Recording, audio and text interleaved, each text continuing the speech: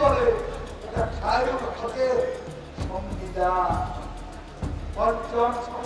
আওয়ামী লীগের সাধারণ সম্পাদক ওবায়দুল কাদেরকে ভারতে পালিয়ে যেতে সহযোগিতা করেছে যশোর জেলা যুবদলের সাধারণ সম্পাদক আনসারুল হক রানা। ফেসবুক লাইভে এসে এমন অভিযোগ করেছেন সংগঠনটির বহিষ্কৃত প্রচার সম্পাদক ইস্কেন্দার আলী জনি।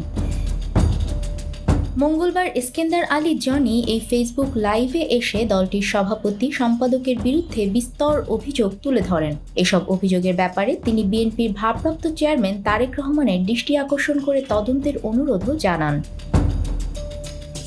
এর আগে গত 17 ডিসেম্বর নিজ সংগঠনের নেতাকর্মীদের বিরুদ্ধে সামাজিক যোগাযোগ মাধ্যম ফেসবুকে আপত্তিকর পোস্ট দেওয়ার অভিযোগে যশোর জেলা যুবদলের প্রচার সম্পাদক ইস্কেন্দার আলী জনিকে বহিষ্কার করা হয়।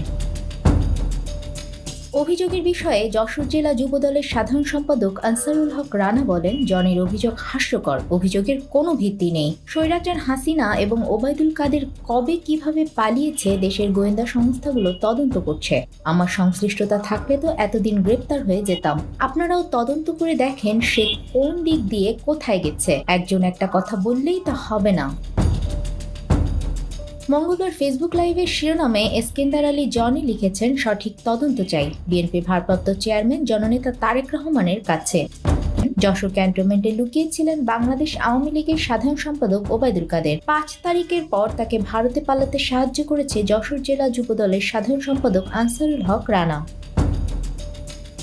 তিনি আরও বলেন, শহীদকে ধরলে এ তথ্য পাওয়া যাবে। শুধু ওবায়দুল কাদের নয়, আওয়ামী লীগের বহু নেতাকে ভারতে যেতে সাহায্য করেছে যশোর যুবদলের সাধারণ সম্পাদক আনসারুল হক রানা।